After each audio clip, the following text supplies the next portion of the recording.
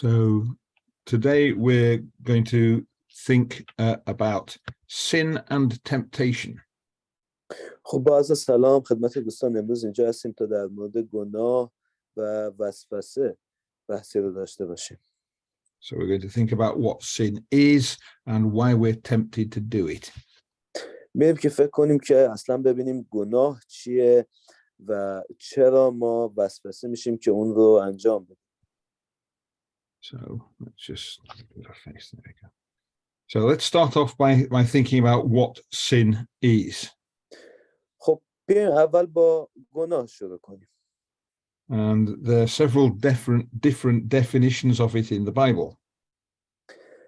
در واقع برای معنی خود گناه معانی مختلفی توی کتاب مقدس اومده. But they all boil down to the same thing. و بیشتر این معانی تقریباً یک معنی همسان رو دارن. Which is doing something which breaks the principle of right and wrong that God has set up for us.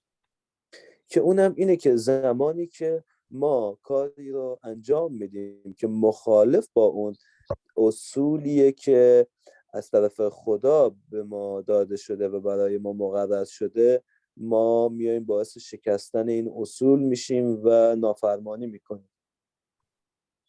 So let's look at the first letter of John, 1 John chapter 3 and verse 4.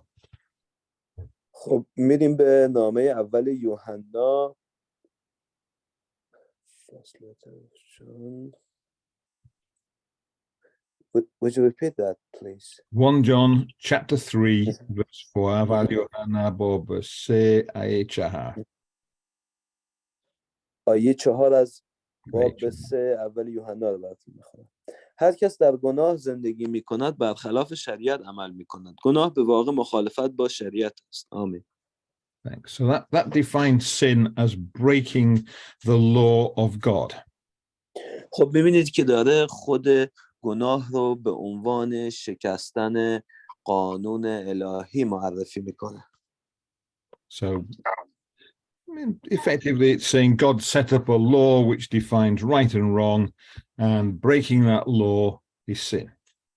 به معنی واضح اینه که خب خدا قوانینی داره یا شریعتی داره که در واقع به خوب و بد خلاصه میشه و زیر پا گذاشتن این شریعت یا این اصولی که حالا وجود داره در واقع گناه محسوب میشه. But if we go to the letter of James, Jacob, chapter 4 and verse 17.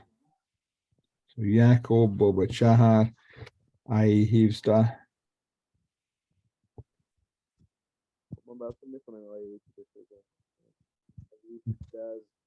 You're fading out. Sorry. I beg your pardon, said my finger was right on the microphone. خب براتون این آیه رو میخونم. آیه 17 از باب 4 نامه یعقوبه. بنابراین هر که بداند چه کاری درست است و آن را انجام ندهد گناه کرده است. آمین. Thank you.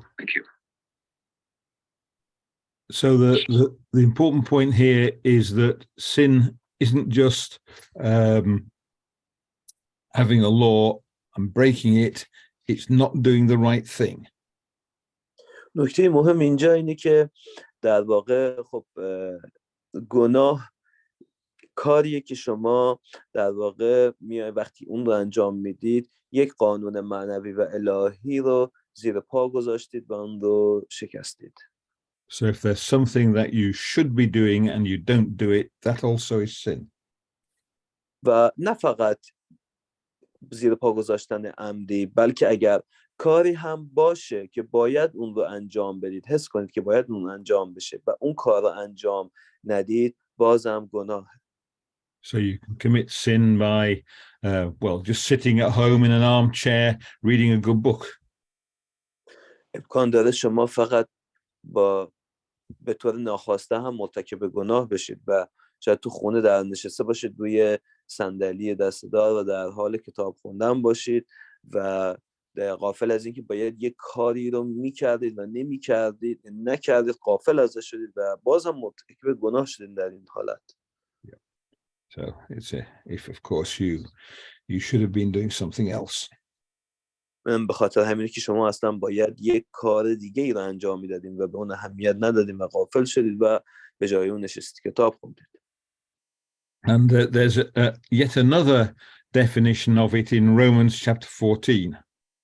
توی رومیانم یک در واقع معنی جالبی یا یک تعبیر جالبی از این وجود داره. So Romans chapter 14, isn't it? 14, yes. Chada. Which and verse 23. Hold on a second. Verse 23. 23. Thank you. خب اما کسی که درباره خوردن خوراکی دچار تردید است، اگر آن را بخورد محکوم می شود، زیرا با ایمان نخورده است و آنچه از ایمان نباشد گناه است. آمین. Thanks. So what this is saying is that if it's something we can't do, knowing that God would be pleased with it, then it's sin. و خب آیه که خونده شد معنی این رو میده که اگر امری باشه یا یک وظیفه‌ای باشه، کاری باشه که ما میدونیم با انجام دادن اون خدا از ما خوشنود میشه و در انجام اون کوتاهی کنیم، بازم این گناه. So if you feel that something might be wrong, it almost certainly is wrong. و وقتی که شما از ته قلب و دلتون حس میکنید یه چیزی کار اشتباهیه، باید مطمئن باشید که اون کار اشتباهه. So that's the first point, that sin is doing what God does not want us to do or not doing what God does want us to do. خب این اولین نکته در مورد گناه که باید تو ذهنتون بسپارید که اصلا خود گناه چیه و دقیقاً گناه اون چیزیه که در واقع خدا از ما میخواد و ما اون رو به صورت یک قانون به ما در واقع داده و ما اون رو زیر پا میذاریم، یا اینکه میدونیم یک کاریه که خدا رو خوشنود میکنه و با اینکه میدونیم میایم از انجام اون سر میزنیم، دست در واقع خودمون رو متوقف میکنیم و اون هم گناه محسوب میشه. Now the next point, and this is a very important one, is that everybody does things that are wrong. خب چیزی که خیلی مهمه و باید یادتون باشه، شاید از شما جایی حالا بپرسن، اینه که همه گناهکارن و همه در زندگیشون کارهای اشتباهی خواسته یا ناخواسته مرتکب شدن یا میشن. So if we're still in Romans, so let's look in Romans chapter 5 and verse 12. حالا به همین رومیان دوباره برمیگردیم، میریم به باب 5 آیه 12. من براتون میخونمش. پس همان گونه که گناه به واسطه یک انسان وارد جهان شد و به واسطه گناه مرگ آمد و بدین سان مرگ دامنگیر همه آدمیان گردید، از آنجا که همه گناه کردند. آمین. Right, so that tells us that everybody has committed sin. میبینید این آیه به صورت واضح به ما میگه که هر کسی مرتکب گناه میشه. There is of course an exception to that. که البته یک استثنایی برای این وجود داشت. And that's because it's someone very different from us in some ways.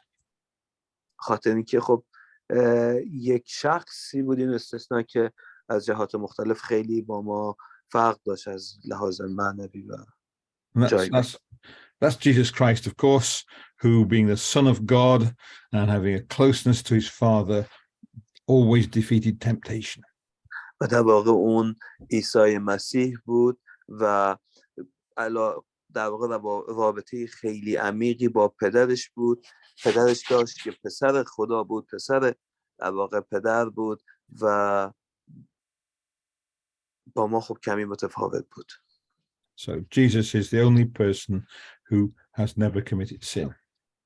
و در واقع عیسی تنها انسانی بود که هیچ وقت گناه نکرد با اینکه به کرات وسوسه شد. And sin is something you will carry on doing all of your life. It doesn't matter whether you're baptized or not, whether you're a faithful person or not, you will commit sin. خب گناه یه امریه، یه موضوعی که شما در کل زندگیتون باش در واقع مواجه هستید. حالا اصلا ربطی هم نداره شما چه تعمید شده باشید چه نشده باشید، چه در هر جایگاه و هر نوع زندگی که داشته باشید، همواره در زندگی گناه انجام. So even after you're baptized, it isn't that you're baptized and then you'll never commit any sin again. You're baptized. After that, you will still commit sin. حتی شما بپتایز هم که بشید یا همون غسل تعمید هم که بشید و یک زندگی جدید رو هم شروع کنید در مسیح، بازم این به معنا نیست که شما دیگه گناه نخواهید کرد، بلکه شما به گناه کردن ادامه میدید. The interesting thing is that Jesus died so that our sins can be forgiven. و خب این همون موضوعی که ما میگیم عیسی خودش رو فدا کرد به خاطر ما مرد تا گناهان ما بخشیده بشه. And that includes sins that we haven't yet done. و این شامل اون گناهایی هم میشه که ما هنوز انجام ندادیم و در آینده مرتکب میشیم. So the next question is, why do we commit sin? حالا بعد اینه که چرا اصلا ما گناه میکنیم؟ And there are several explanations of that. خب توضیحات زیادی برای این سوال وجود داره. So they all say the same thing, but let's start off by looking in the letter of James again. که البته معانی یکسانی دارن، ولی خب این دوباره بریم به نامه یعقوب. So James chapter 1, and if you could read verses 13 to 15. آیه های 13 تا 15 براتون میخونم. هیچ کس چون وسوسه میشود نگوید خداست که مرا وسوسه میکند، زیرا خدا با هیچ بدی وسوسه نمیشود و کسی را نیز وسوسه نمیکند. هنگامی که کسی وسوسه میشود هوای نفس خود اوست که او را میفریبد و دام میافکند. هوای نفس که آبستن شود گناه میزند و گناه نیز چون به ثمر رسد مرگ به بار میآورد. آمین. Thanks. So there's a process here. خب میدونید یک در واقع پروسه گناه اومده صحبت کرده. So it starts off with our own desires from inside. که همیشه با اون در امیال درونی خودمون شروع میشه. So I heard the word nafs in that reading. Yeah. So that's a good description of what it is that makes us think about sin. خب به نظر من کلمه نفسی که اینجا خونده شد یک کلمه خیلی خوبه که توضیح میده که این وسوسه ما از کجا میاد و از نفس خود ما میاد که همون ذهن و در واقع فکر ماست. So our own wicked thoughts lead us on to commit sin. خب به صورت واضح تمام امیال حالا شرورانه و اون حالا شیطنت بار خودمون هست که ما رو به سمت و سوی گناه سوق میده. And it says sin goes on to death. و خب میگیم که گناه باعث مرگ میشه، یعنی گناه شما رو به سوی مرگ هدایت میکنه. So it's not straight away, but sooner or later we will die, and we die because we are part of a world of sin and we commit sin ourselves. خب زمانی که اینو حالا میگیم تعجب نکنید، چون هر کسی گناه کنه پشتش نمیفته همونجا بمیره، همچین چیزی نیست. ولی به این گناه که بیشتر و بیشتر و بیشتر ادامه بدید باعث ضربه خوردن جسمانی و روحی شما میشه، به حدی که اتفاقاتی میفته که شاید شما جونتون رو از دست بدید. This process where our thoughts tend to make us commit sin or make us want to commit sin, we call that temptation, of course. و خب در واقع این پروسه گناه به این شکل شروع میشه که همیشه با اون افکار درونی خودمون شروع میشه و کم کم ما رو به سمت وسوسه و وسوسه هم به سمت انجام گناه سوق میده. But the important thing is that temptation comes from inside our own minds. ولی چند نکته مهمی که وجود داره باید بدونید اینه که وسوسه همیشه از امیال درونی خودمون یا نفس خودمون هست که میاد به سمت ما و شروع میشه. Anyway, now let's look at another passage that says the same thing. If we go to the Gospel of Mark. میریم به انجیل مرقس. So Mark chapter 7 and verses 20 to 23. آیه 20 تا 23 رو براتون میخونم. او ادامه داد آنچه از درون آدمی بیرون می آید آن است که او را نجس می سازد، زیرا این هاست آنچه از درون دل انسان بیرون می آید: افکار پلید، بی‌عفتی، دزدی، قتل، زنا، طمع، بدخواهی، حیله، هرزگی، حسادت، تهمت، تکبر و حماقت. این بدیها همه از درون سرچشمه می گیرد و آدمی را نجس می سازد. Right, so what he's saying is it's not the things outside that you need to worry about. خب چیزی که داره به وضوح اینجا به ما میگه اینی که اون چیزهایی که در محیط اطراف ما هستن اونها باعث نگرانی نمیشن و اون چیزی که در واقع باعث گناه میشه از درون خودمون شکل میگیره. So Jesus has been talking to people who are experts on the Bible. خب عیسی اینجا داشت صحبت میکرد با افرادی که در زمینه کتاب مقدس تخصص خاصی رو داشتن. And they're saying that the important thing is that you keep the law, and they're particularly talking about the things that you were allowed to eat by the law of Moses. و داره بهشون میگه که نکته مهمی که وجود داره اینه که شما به حالا قوانینی که وجود داره و قوانینی که از زمان موسی و شریعت موسی هست باید در واقع این رو نگه دارید و حالا اون موارد رو رعایت کنید. Jesus is saying that's not the important thing. The important thing is the temptations that come from inside our own heart. و عیسی بهشون میگه خب شما عواملی که در محیط اطراف میبینید زیاد مهم نیستن، اینها نمیتونن شما رو آلوده کنن و اون چیزی که شما رو میتونه آلوده کنه به سمت گناه بکشونه اون در واقع چیزی که از قلب و فکر شما نشأت میگیره.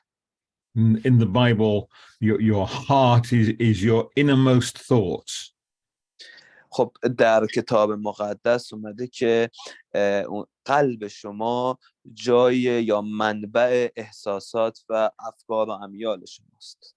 So it's not what you show to everybody else. It's the secret thoughts inside you. And those things, he says, lead on to you doing all sorts of wicked things. و در واقع میگه که اگر حالا امیالی باشه که در این قلب شما شکل بگیره میاد امکان داره شما رو به سمت وسوسه و انجام گناه بکشونه. But it's an important point that our temptation to sin comes from inside, from the secret thoughts of our minds. خب نکته که خیلی مهمه که بدونید اینه که این وسوسه‌ای که ایجاد میشه به واسطه اون افکار و امیال درونی خود ماست که ما بعضا با کسی اینها رو هم در میون نمیذاریم. یه جورایی حالا اون افکاری که همیشه هر کسی توی ذهن خودشی که افکاری داره که به هیچ کس اونها رو نمیگه و همینا هستن که ما رو به وسوسه میکنن و به سمت گناه سوق میدن. And that's a picture you can see in the Old Testament as well. و این یک توصیفی که شما در عهد عتیق هم میتونید ببینید.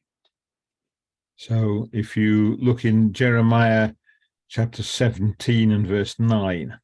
حالا اگر به ارمیا باب 17 آیه 9 بریم، ارمیا باب 17 آیه 9. دل از همه چیز فریبنده تر است و بسیار بیمار، کیست که آن را بشناسد؟ آمین. So it's telling us there that the thing that will deceive us more than anything else is our own human nature. به زبون ساده داره میگه اون چیزایی که بیشتر همه ما رو گول میزن و فریبنده تر و زرق و برق داره، همش همون افکار و امیال و اون در واقع فکر خودمونه. And our own thoughts are going to lead us to do the wrong thing and try to convince us that it's the right thing anyway. و افکار خودمون، این امیال خودمون میاد ما رو به سمت انجام گناه هدایت میکنه. And in the letter of John, first letter of John, chapter 2, bouncing around a bit, but it's worth looking at. First letter of John, chapter 2, verse 16. Letter of John. Hold on a second, please. Aval Yohana, Namaya or Aval Yohana, Bobedo, I Shunsta. Well,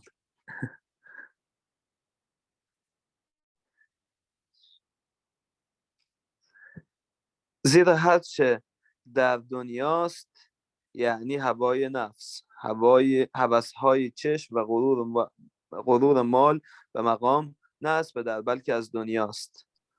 آمین. Thank you. So there are three things it says that lead us on. He's talking about things that lead us on to do wicked things. داره میگه سه چیز وجود داره که ما رو به سمت انجام کارهای بدی، همون گناه، هدایت میکنه. So the first one is the desires of the flesh, food, air, sex, sort of natural impulses of human beings. که اولیش اون حالا امیال به میل داشتن به غذا و حالا گوشت که منظورش همون غذا هست و در واقع چیزهای یعنی روابط جنسی و بیشتر این چیزهایی که نیاز اولیه انسان هست. And of course, sometimes those can be useful desires. بله، خیلی وقتا این نیازهایی که گفتیم اینها به درد بخوره و استفاده داره برای ما. So when I get hungry, I have something to eat. خب موقعی که من گرسنه هستم باید چیزی بخورم. And that helped me to stay alive. خب این به من کمک میکنه که اصلا زنده بمونم، بدون غذا ما میمیریم. But if I decide I'm going to steal somebody else's food because I'm beginning to feel a bit hungry, that's wrong. ولی خب اگه بیام چون گرسنه هستم تصمیم بگیرم غذای بنده خدای دیگه ای رو بیام بدزدم، این اشتباه، این گناه. And the next thing there is the desires of the eyes. خب مورد بعدی هم امیال در واقع چشم، میل داشتن های چشم شماست. So I look at something, I see something, I think, oh, that's wonderful. I'll do that, or I'll take that, or whatever it happens to be. خب شاید شما یه چیزی ببینین و چشم شما این رو ببینه و بگه به این چه زرق و برقی داره، این چقدر عالیه، من باید حتما به هر قیمتی این رو داشته باشم.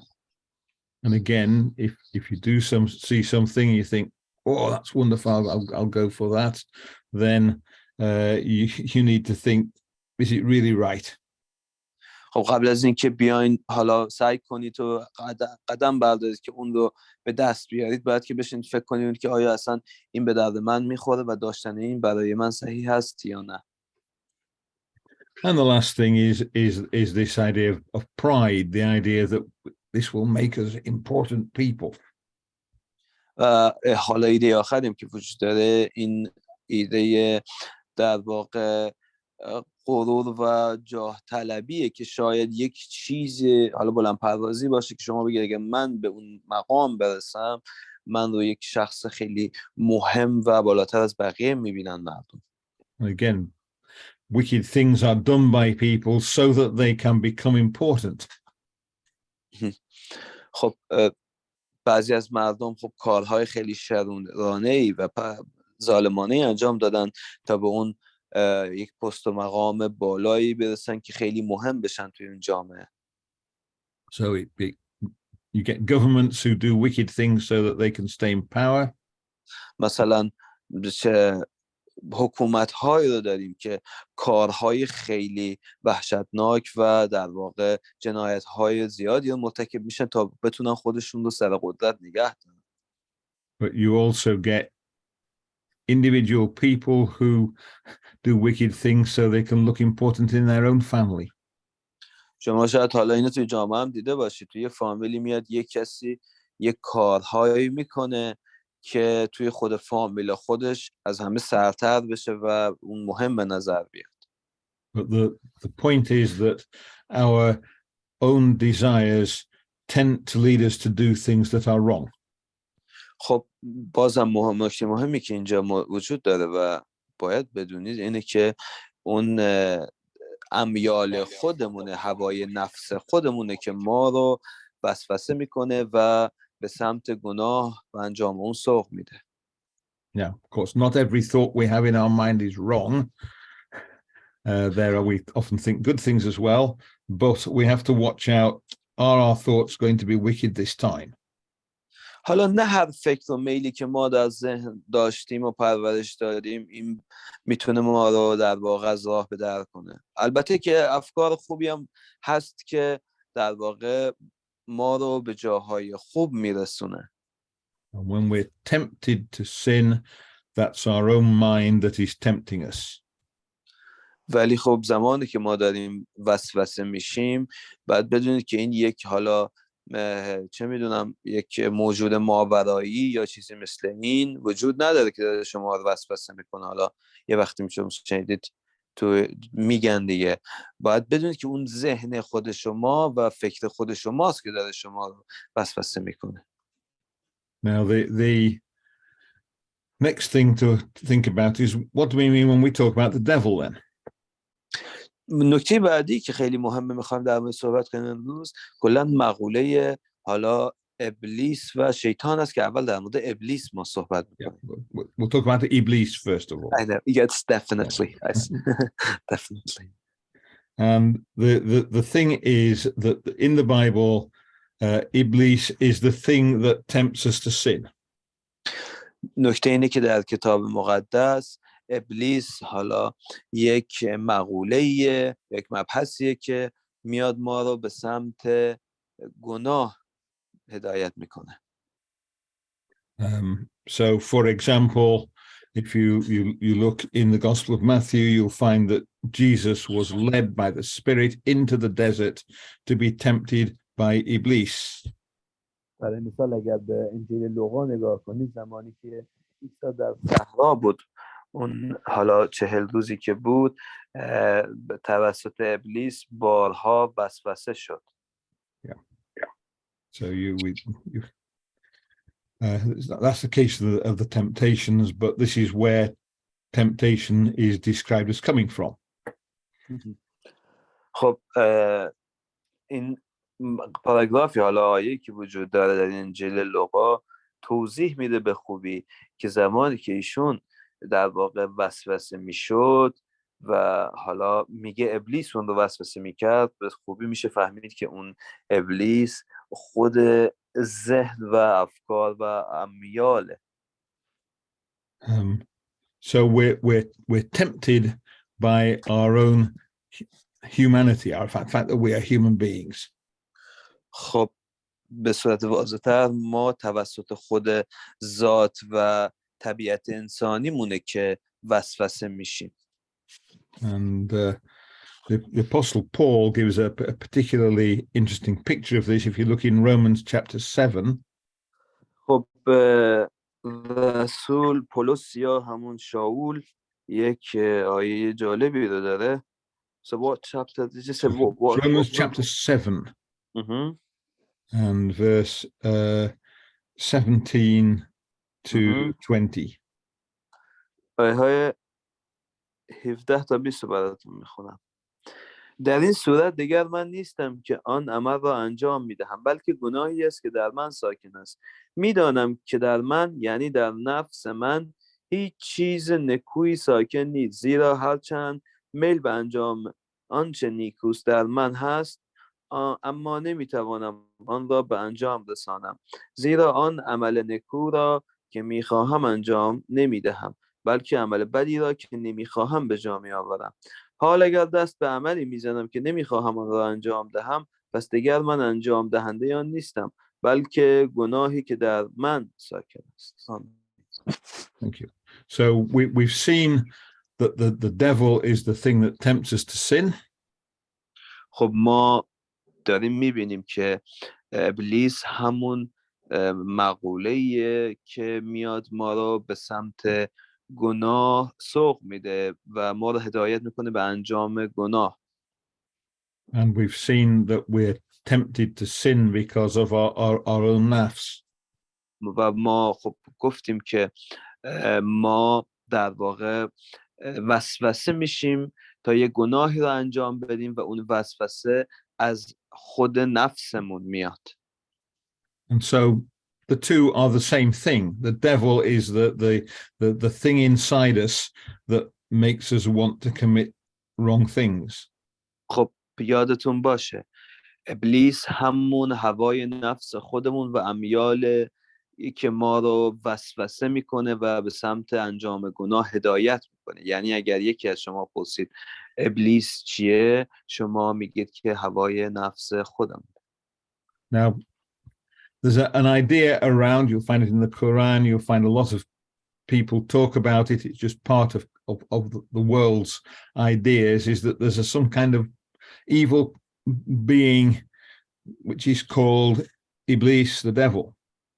خب در کتاب‌های دیگه، حالا ادیان دیگه، مخصوصا حالا همین اسلام رو اگه برید نگاه کنید، وقتی میخونید میبینید که به ابلیس رو به عنوان یک موجودی که حالا ماوراییه، یک چیز غیر حالا طبیعیه و وجود داره، ازش صحبت شده. But that would be an immortal person that committed sin.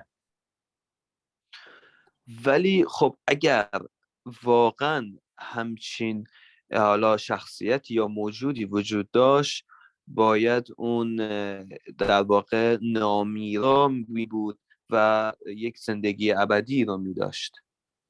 And you can't have something that commits sin and doesn't die. و شما نمیتونید در این جهان هیچ موجودی رو ببینید که گناه میکنه و نمیمیره. So it's a general principle of the Bible that sin brings death.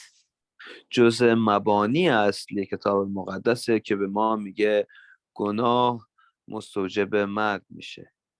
So if we go to Romans chapter 6 and verse 23. خب میریم به رومیان دوباره.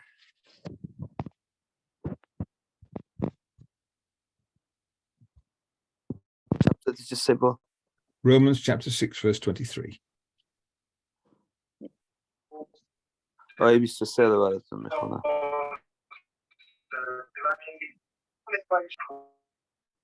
دوستان اگه میکروفونتون رو ببندون، عزیزی که داره صحبت میکنه با تلفن،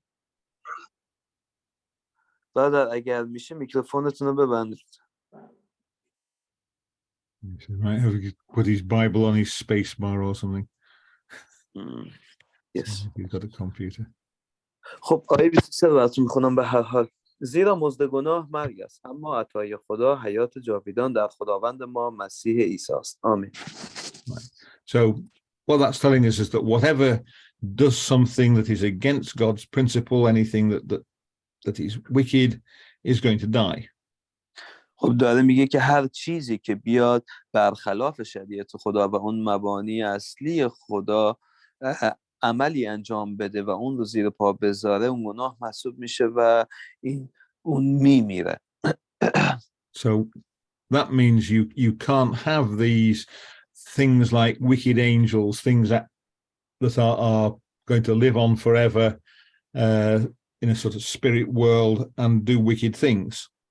خب این آیه ثابت میکنه که هر موجود زنده‌ای که هر موجودی و هر ماهیتی که حیات داشته باشه و در واقع کاری کنه برخلاف اون دستورات خدا، فرامین خدا، اون گناه محسوب میشه و گناهکاره و میمیره. یعنی که موجودی نمیتونه وجود داشته باشه که این برای هزاران سال همینطور گناه میکنه و اصلا نمیمیره و زنده باقی مونده.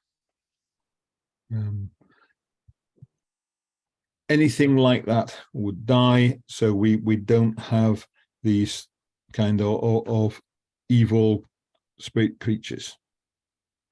خب اگر واقعا یه همچین موجودی وجود داشت باید همون اول که گناه میکرد میمرد، طبق این قانون اصلی کتاب مقدسه. و اصلا اون چیزایی که حالا شما شاید در جایی ببینید، در یک فیلمی ببینید یک موجوداتی هست یا فرشته های، خود دکتر جانم میگن فرشته های میگن افتاده یا فرشته های گناهکار، اینا همش فیلم های هالیوودیه و همچین چیزی اصلا وجود نداره. Right. Now, the other word we need to think about is the word shaitan. خب یه مقوله دیگه هم وجود داره که اون شیطانه. And this is in the Old Testament, this is a Hebrew word. شیطان یک کلمه عبری است که در عهد عتیق بارها اومده. And it just means enemy or opponent. و معنیش هم در واقع دشمن یا حریفه. خوب گوش کنید، این سوال خیلی مهمه.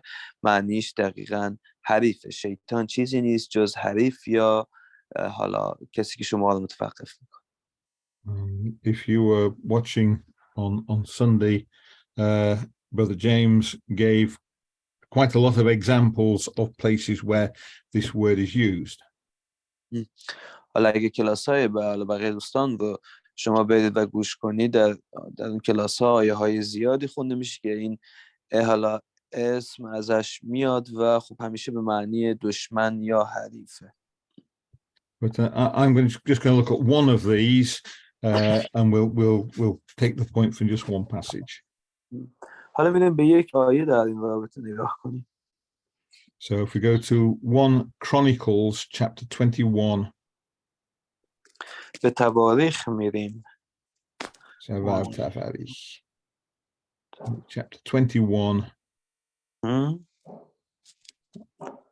and verse 1.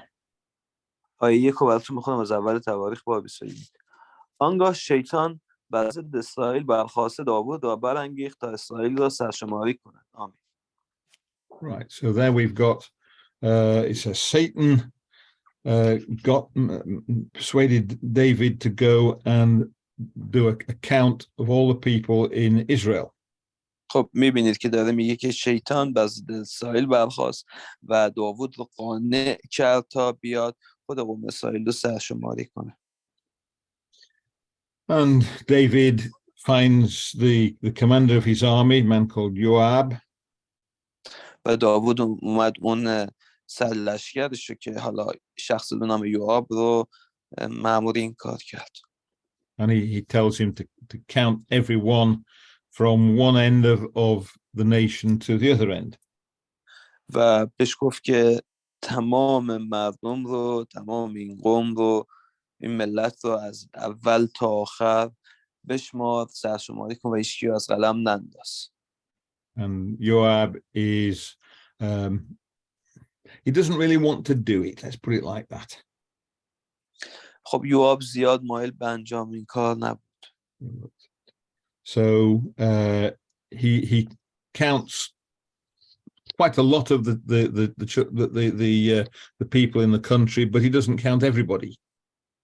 خب به خاطر اینکه کمی تو این کار در واقع این مصمم نبود، اومد خیلی ها شمرد، خیلی ها هم نشمرد، یه جورایی کارش رو درست انجام نداد. So he goes out with his tax collectors, and they arrange to count a lot of people in Israel, but the people don't want to be counted, and he doesn't do a thorough job. He misses out some of the parts of Israel. خب در واقع این قرار بود که از این کسایی که سرشماری میکنه بیاد مالیات بگیره و حالا اومد این کار رو کرد و خب خیلی آدم نشمرد و از اونها در خود اون لیست مالیاتی حساب نشدن و خب کارش کمی در واقع مشکل داشت. Now, if you go to 2 Samuel, حالا اگر به دوم سموئل بریم and chapter 24, باب 24 there's an account of the same thing. میبینید که این در یک کتاب دیگه است، یک باب دیگه است، به فاصله زمانی شاید چند قرن نوشته شده باشه، ولی داره همین اتفاق رو بیان میکنه و توصیف میکنه برای مخاطب. من براتون میخونم آیه 1 شو. دگربار خشم خداوند بر اسرائیل افروخته شد و داوود را بر ضد ایشان برانگیخته گفت برو اسرائیل و یهودا را شمارش کن. آمین. Thank you. So, yeah, that was verse 1. So the point is that in Chronicles it says Satan told David to count the people of Israel, and in Samuel we find that it's God.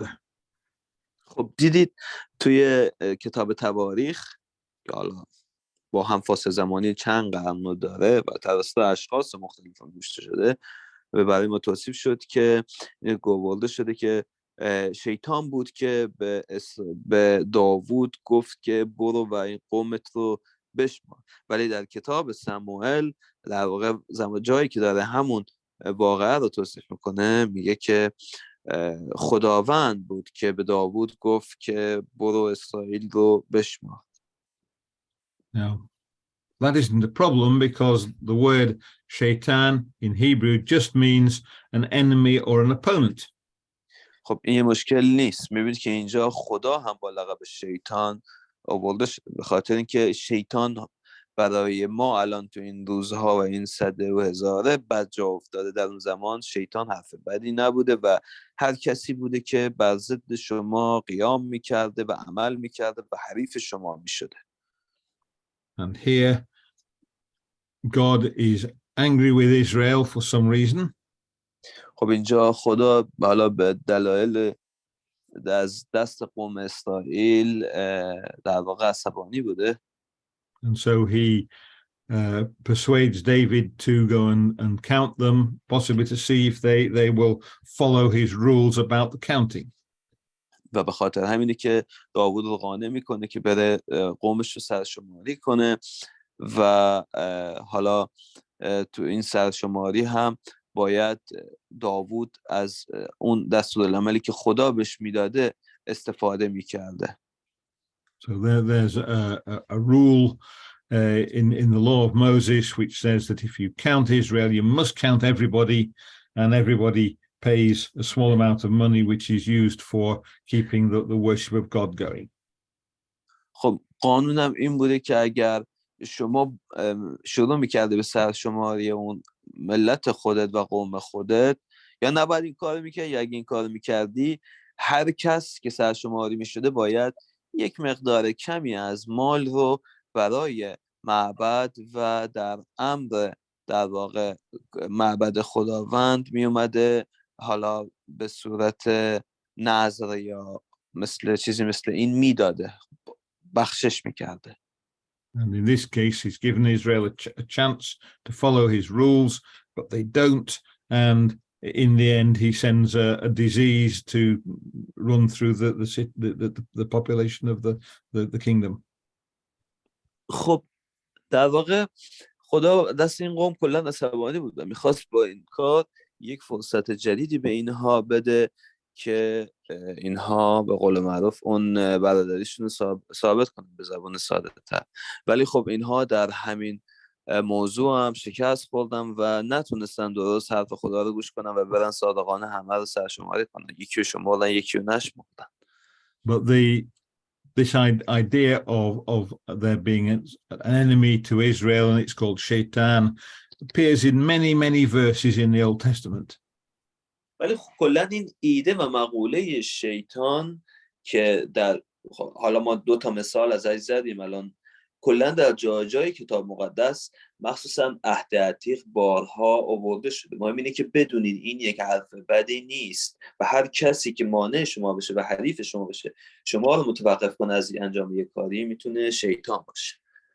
So it's just the ordinary word that means an enemy. خب این فقط یک کلمه ساده است که معنی دشمن یا حریف رو میده. اگر جایی تو هر جایی همینجا هم که ازتون قرار سوال میشه گفتن شیطان چیه، ابلیس چیه، خیلی معانیش ساده است، نمیخواد به چیزهای دیگه ای فکر کنید. In the New Testament it's slightly different. که البته در عهد جدید تغییر، یعنی یک تعبیر متفاوتی هم براش هست. Because in Greek there are lots of different words for different kinds of enemies. به خاطر اینکه عهد جدید از زبان یونانی نشأت میگیره و این زبان یونانی یک زبانیه که واقعا مصیبته و برای هر کلمه‌ای که ما داریم 10,000 کلمه مختلف براش واقعا وجود داره. So if you're saying something or someone is an enemy, you have to be specific and say what kind of enemy.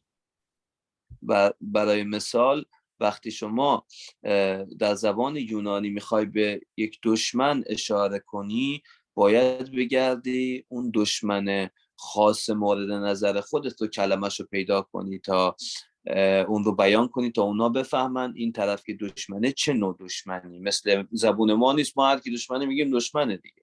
اونها در واقع خیلی مصیبت زندگیشون. Yeah. So there's one word that means an enemy who's going to take you to law. برای مثال کسی که بر علیه اونا میخواد حالا بیاد شما رو به دادگاه بکشونه، این یه اسم خاص، یه دشمن خاصی براش وجود داره در زبان یونانی. And there's a different word which means someone who's an enemy because he lives very near to you and keeps on getting into quarrels with you. برای مثال اگر یه دشمنی هم باشه که با شما دشمن باشه، نزدیکای خونتون زندگی کنه تو محلتون، اونم یه کلمه متفاوتی داره که اگه بخوایم به اون اشاره کنیم باید اون کلمه‌شو پیدا کنیم. And so on. It meant that if when they're writing something in the New Testament and they want to talk about just an enemy without being specific, there was no word for it. خب اینا هم خودشون هم کمی اذیت بودن سر این قضیه، زمانی که حتی خب میدونید کتاب مقدس عهد جدید هم به زبان یونانی نوشته شد که زبان عمده‌اش بود. البته زبان دیگه هم بود، خب زبان عمده‌اش زبان یونانی بود. اینها دنبال یک کلمه میگشتن که خودشون رو راحت کنن، اینقدر نخوان دقیق بگردن دنبال کلمه‌های دشمن‌های خاص یا چیزای مثل این، خواستن یک کلمه واحد انتخاب کنن. So they took the word from the Old Testament. اومدن همون کلمه‌ای که در عهد عتیق بود رو انتخاب کردن، گفتن از این به بعد انقدر خودمون رو اذیت کنیم دنبال کلمه‌های مختلف بگردیم، همون کلمه‌ای که تو عهد عتیق به کار رفته رو در زبان عبری اون رو استفاده می‌کنیم. Give an example. خب یک مثالی هم هست براش وجود داره. So Matthew chapter 16 and verse 23. متی باب 16 آیه 23. من میخونم براتون. متی باب 16 آیه 23. عیسی روی برگردانیده به او گفت دور شو از من ای شیطان، تو مانع راه منی، زیرا افکار تو انسانی است نه الهی. So here Jesus has just told the disciples that he is going to go to Jerusalem and there is going to be arrested and put to death. اینجا همون جایی بود که عیسی داشت به یارانش میگفت که من زمانی که به اورشلیم میرم این اتفاقات برای من میفته و من به صلیب کشیده میشم و در واقع میمیرم. And Peter said, no, you mustn't do that. خب پتروس اومد گفت که نه اگر همچین اتفاقی میفته تو نباید این کار رو بکنی و به اونجا بری. And Jesus is saying, you say that you're my enemy. خب میبینید که عیسی داره بهش میگه که از من دور شو، تو دشمن منی، و اون رو شیطان صدا میکنه که البته هم دشمن به معنای همون در واقع شیطانه. But it's clearly Peter that he's referring to. It's not some other creature that is trying to persuade Peter. خب میبینید که در واقع اون شخص پتروس بود دیگه، کسی نبود یا یک موجود خاصی یا چیزی مثل این نبود، ولی چون داشت حریف عیسی شده بود و میخواست اونو متوقف کنه از رفتن به اورشلیم و انجام اراده پدر، میبینید داشت بهش میگفت که ای دشمن، ای حریف، از من دور شو و سعی نکن منو متوقف کنی. و اون رو شیطان صدا میکرد. Yeah. So in verse 23 it clearly says that Jesus said this to Peter. در آیه 23 میبینید که به صورت واضح داره میگه که عیسی این در واقع اومد به پتروس همین رو گفت و اون رو شیطان خطاب کرد. And in the end he says, you're not thinking the thoughts of God, you're thinking the thoughts of man. و در آخر به اومد به پتروس گفت که تو داری از سر افکار انسانی خودت من رو متوقف میکنی و به من میگی که نرو، و این درست نیست. این افکار تو افکار الهی نیست، باید افکار تو افکار الهی باشه. So Peter is being referred to by this word shaitan. میبینید که به خاطر همین بود که عیسی پتروس رو شیطان خطاب کرد، چون داشت متوقفش میکرد از در واقع اون اراده خدا که برای خود عیسی وجود داشت. But all that Jesus is saying is you're opposing me, you're holding me back, you're stopping me. و داشت بهش میگفت تو داری صد راه من شدی، منو نگه داشتی، متوقفم کردی و حریفم شدی، نمیذاری برم اونجا، میخوای که من نرم. برای همین شیطان خطابش کرد. And we get another example in the first book of Corinthians, the first letter to the Corinthians. خب اگر به اول قرنتیانم بریم مثال مشابهی رو میتونیم ببینیم. So 1 Corinthians chapter 5 and verse 5. 5 براتون میخونمش. این مرد را به شیطان بسپارید تا با نابودی نفس گناهکار روح در روز خداوند عیسی نجات یابد. آمین.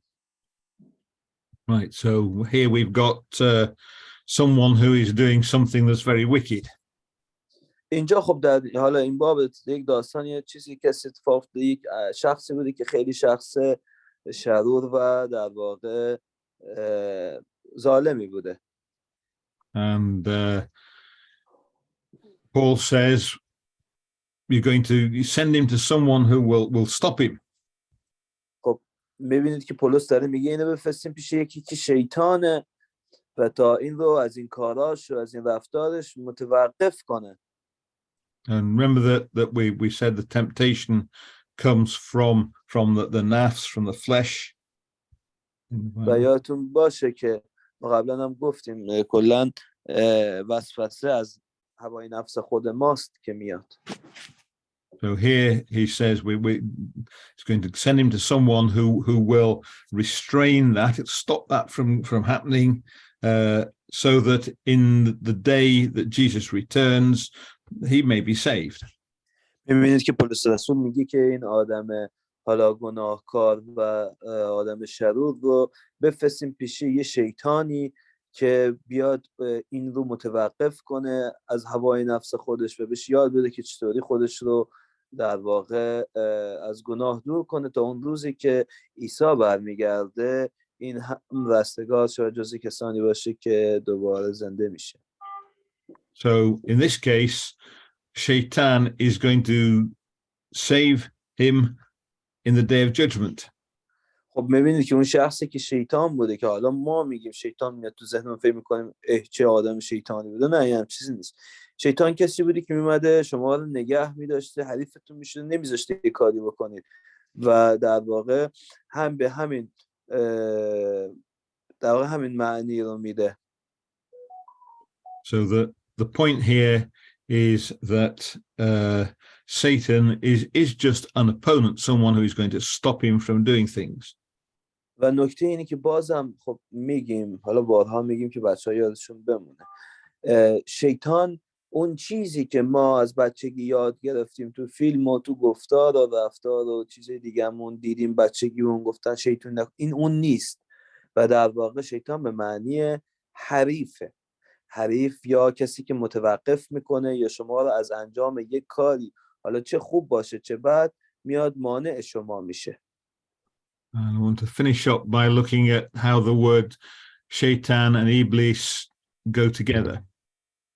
خب میخوام حالا به عنوان مقوله آخری که صحبت کنم اینه که توضیح بدم به چه شکل این شیطان و ابلیس در واقع این دو مورد بعضی وقتها به همدیگه معانیشون کمی نزدیک میشه. So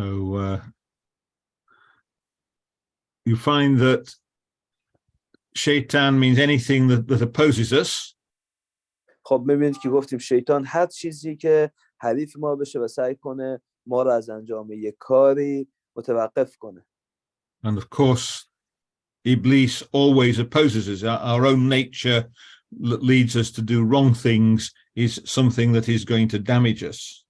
و البته ابلیس که همون هوای نفس خودمونه همیشه بر علیه ماست و همیشه باعث میشه یه جوری هوای نفسمون ما رو گول بزنه که ما بیایم یه کارهای بدی بکنیم و همیشه سزاش رو میبینیم و ضرر و صدمه میخوریم. So sometimes iblis is called shaitan. برای همینه بعضی وقتا هم بگیم که ابلیس همون شیطانه. But there are other things that are referred to as shaitan. ولی خب چیزهای دیگه ای هم وجود داره که به شیطان در واقع مرتبط میشه. And we actually looked at one earlier on which says God was an opponent to Israel. خب ما قبلا خوندیم یکم پیش گفتیم که خدا یک جا شیطان بود و در واقع اومد حریف یا دشمن اسرائیل شد. And there that used the word shaitan. So the word shaitan can apply to all sorts of things, particularly it could apply to God. خب کلمه شیطان نتیجه گیری میکنیم که میتونه برای هر کسی از شخصیتی به کار رفته باشه. حتی ما دیدیم که خدا هم در جای شیطان شده بود و هر کسی که بیاد شما رو متوقف کنه یا متوقف کننده یا حریف یک کسی بشه و نذاره اون به ادامه راهش بره. خب من این مثال کوچیک بزنم، کسی که کشتی گیره میره کشتی بگیره که میخواد بره تو مسابقه بعدی که دیگه به طلای اون اصلی برسه مجبور حریف‌های زیادی رو شکست بده و هر حریف سعی میکنه اینو متوقف کنه تا این به مرحله بعدی نره. این همون حریف یا شیطان. So last point, fact that we are tempted by our own thoughts means that we have to be careful about what we're thinking. خب ما زمانی که میگیم ما توسط امیال و افکار خودمون هست که گول خورده میشیم، گول زده میشیم، باید که حواسمون باشه و به این فکر کنیم به چه طریقی از این جلوگیری کنیم تا مغلوب اون افکار خودمون نشیم. So we can be led to do wrong things by our own desires. خب ما میتونیم به در واقع راهنمایی بشیم به سمت انجام یک گناه به واسطه اون حالا افکار و در واقع امیالی که توی ذهن خودمون یا هوای نفس خودمون وجود داشت. So if we end up thinking, oh, that won't be really bad, I'll do it anyway, then that's our evil thoughts leading us astray. خب اگر ببینیم که یه موضوعی حس کنیم بفهمیم غلط اشتباه است ولی بگیم بیخیال حالا میام انجامش بدیم کی به کیه و اون رو برید و انجام بدید، این همون زمانی که شما گناه کردید. Obviously not every time, but it can happen. حالا هر دفعه این اتفاق نمیفته ولی خب یه وقتایی هم یه چیزی میدون اشتباه ولی براتون مهم نیست میدون انجام بدید. So if we find ourselves thinking, oh, I'd like to do that, and we're not really certain, then we need to think carefully about it because our own minds are likely to lead us to do wrong things. برای همین اگر با یک موضوع مواجه شدید که کلا قلباً از اون در مورد اون شک داشتین و به انجام اون شک کردید و حس کردید که شاید این فکر خوبی نباشه، باید دست نگه دارید و بیشتر فکر کنید. So let's very quick summary of what we've seen. بیاین خب یه خلاصه‌بندی کوتاه کنیم که امروز در مورد چی صحبت کردیم. So we saw that sin is not following God's principle. خب ما گفتیم که گناه در واقع سرپیچی از دستور خداست. We saw that temptation to sin comes from inside ourselves. ما دیدیم که وسوسه از هوای نفس خودمون و افکار و ذهن خودمونه که شروع میشه و نشأت میگیره. And that means we need to think before we do anything. و این به معنیه که ما باید قبل از اینکه هر عملی رو انجام بدیم خوب فکر کنیم. And the last thing is that there isn't an evil creature out there that we need to be afraid of. و موضوع آخرم اینه که اصلا چیز موجود ماورایی یا هیولایی مثل این چیزایی که تو این فیلم ها میبینید که بهش میگن این شیطان و سقوط کرد و فرشته بود و همچین چیزایی واقعا وجود نداره و تخیلات بشره. Yeah, the most wicked things in the world are human beings. و عجیبترین موجوداتی که واقعا باید از اونا بترسید و اینها موجودات خیلی مخوفی هستند، همین خود ما انسان ها هستیم. حتی خب شوخی میکنم ولی خب درسته یه جورایی. Yeah. So we need to be careful. باید حواسمون رو جمع کنیم به اعمال و رفتار. And thanks for listening. تشکر میکنم به خاطر گوش دادنت.